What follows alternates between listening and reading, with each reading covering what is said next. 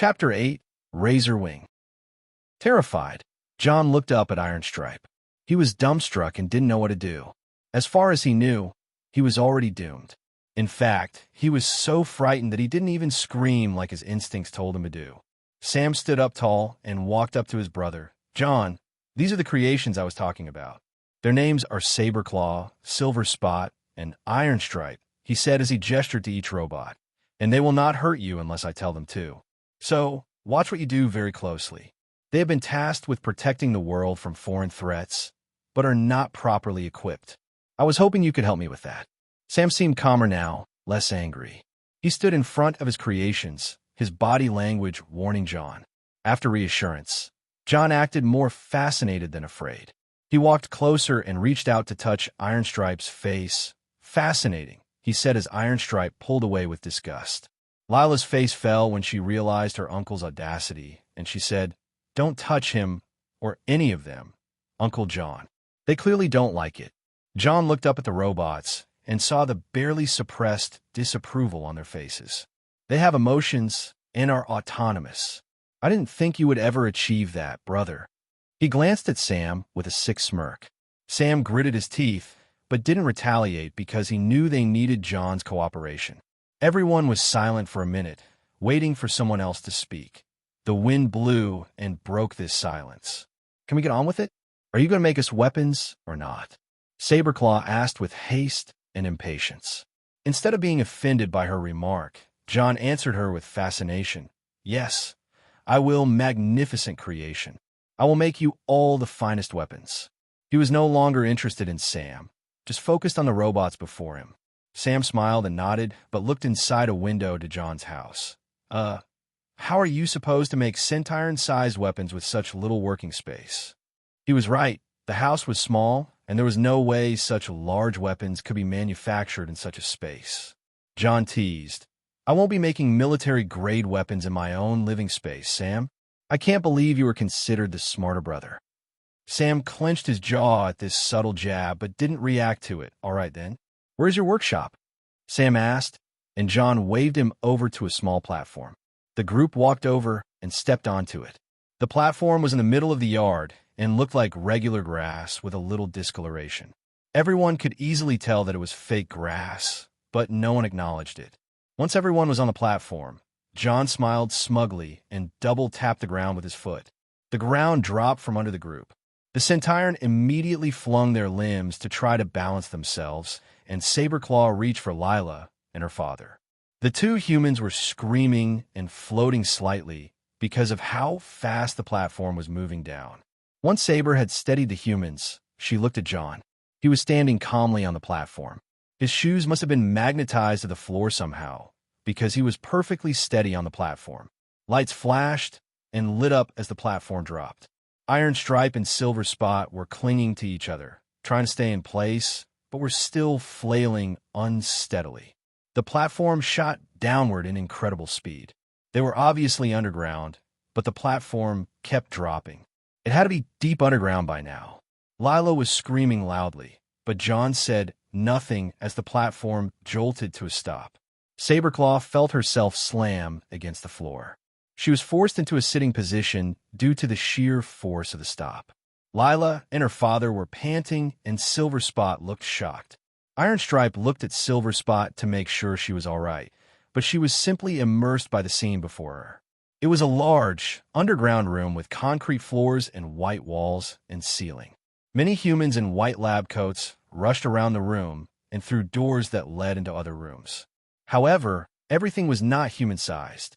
The ceiling was raised taller than a human would ever need, and the doors to other rooms were huge with smaller, human-sized doors built into them. This was confusing to Saberclaw. Why would they need such a large space and large doors? She could probably fit easily through the large doors and stood up to test the ceiling height. She didn't even have to lower her head. She couldn't help but smile. It was like everything was made just her size. John recognized her face as everyone stood up and looked at their surroundings. He looked up at her and put his hands behind his back professionally. "You notice the bot-sized stuff?" Huh? He smiled at her. "I think you should meet the reason why all this is so large." This comment confused Saberclaw. but she followed him as he started walking through the room. The things that really baffled Saberclaw were the white-coated humans in the room. She even made eye contact with one of them, but they didn't speed, walk away, or break the eye contact, but simply went on with whatever they were doing.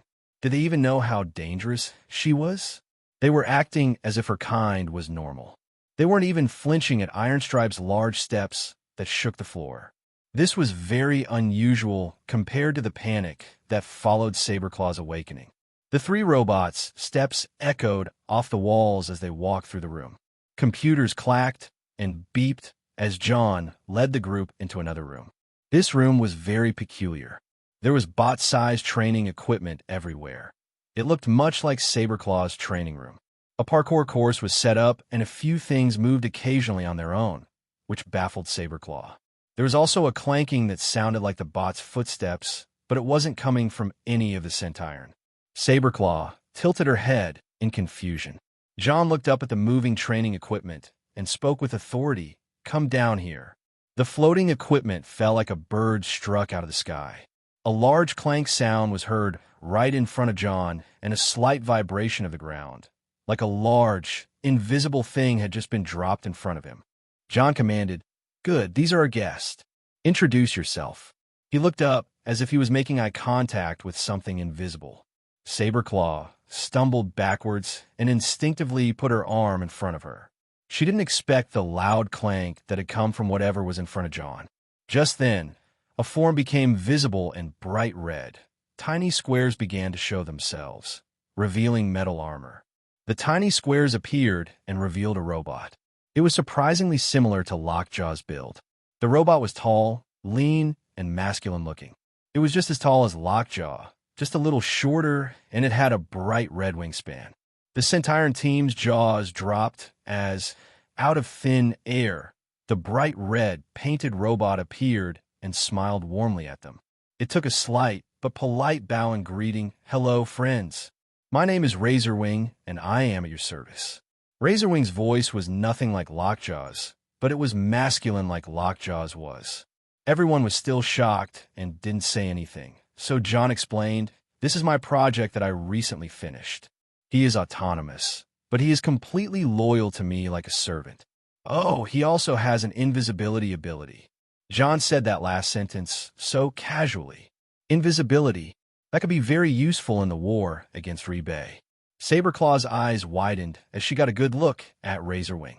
Why did he look so much like Lockjaw? Sam snapped from his impressed daze and glared at his brother. He began walking up to John with haste and anger in every step. He grabbed John by the neck firmly, pinning him in place and slightly stealing John's breath. "Why do you have this? Did you steal my designs? He looks exactly like my robots, just with a slight twist. You had better be glad I am in a good mood today." Sam was yelling in fury now. Razorwing identified the threat to his creator with an emotionless expression and lunged at Sam. However, Saberclaw was closest to Sam and his brother watching this all unfold. She saw Razorwing's movement and acted quickly. Sam turned to his left in time to see Razorwing rushing at him and drop John. He also saw Saberclaw slam into Razorwing.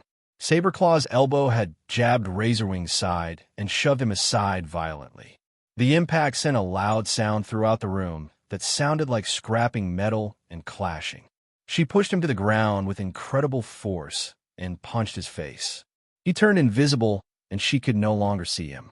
Saberclaw's head jolted up as she looked for Razorwing. Her facial expression showed her anger, and she was clearly ready to wipe the red robot off of the face of the earth. Fighting invisible enemies was not in any of Ironstripe's fighting lessons, but she did remember one thing he had told her.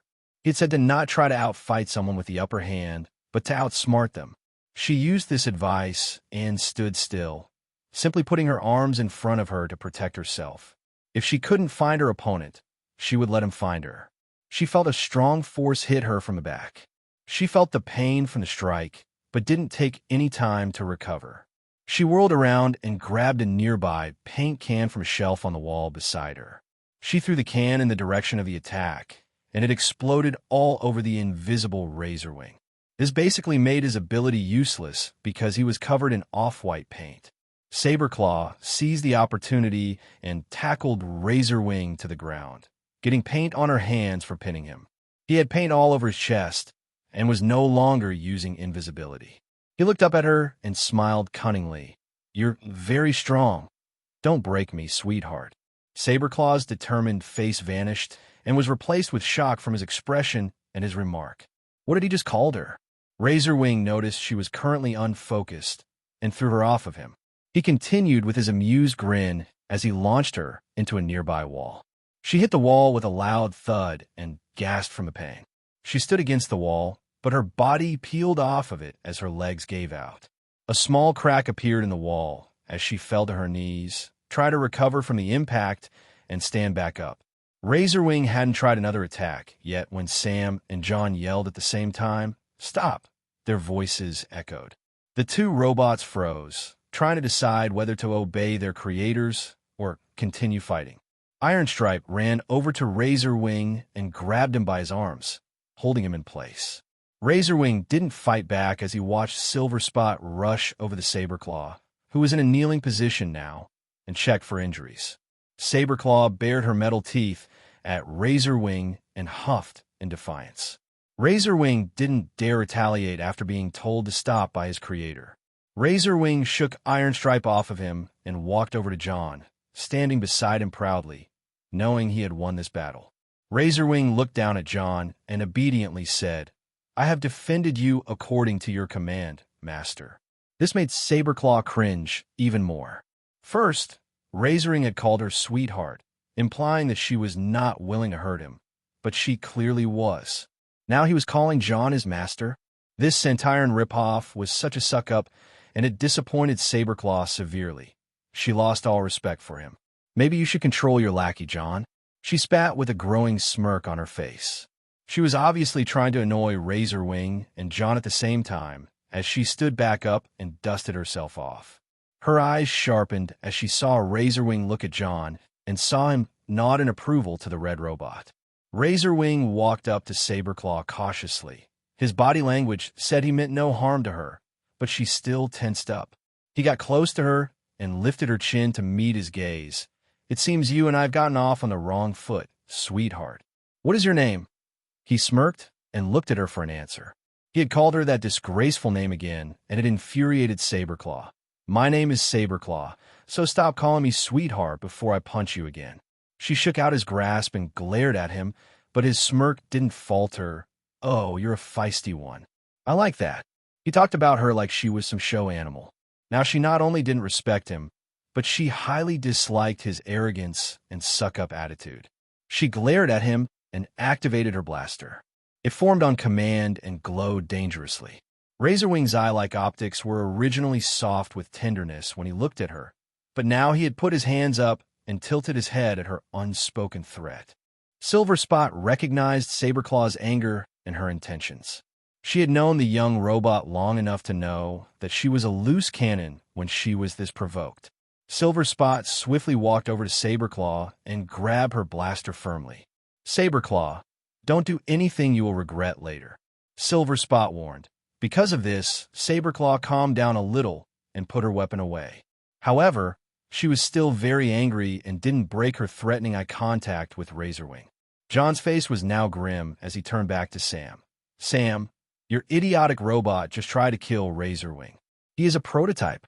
Saberclaw's head snapped toward him with offense as Silverspot had to tighten her grip on Saberclaw to keep her from doing something rash. Sam shot back. "Saberclaw is a prototype as well. She simply saw your tin trying to attack me and responded accordingly." "Actually, good job, Saberclaw. You did well." He complimented Saberclaw, and she nodded in approval. Finally, she got something out of this event.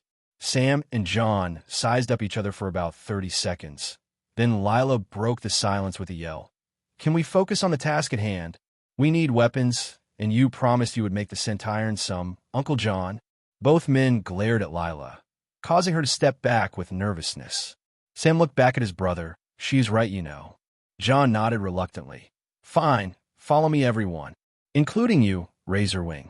Saberclaw looked at Razorwing and was about to make another snide comment, but Silverspot dragged her off to follow the others who were walking away before she could do or say anything.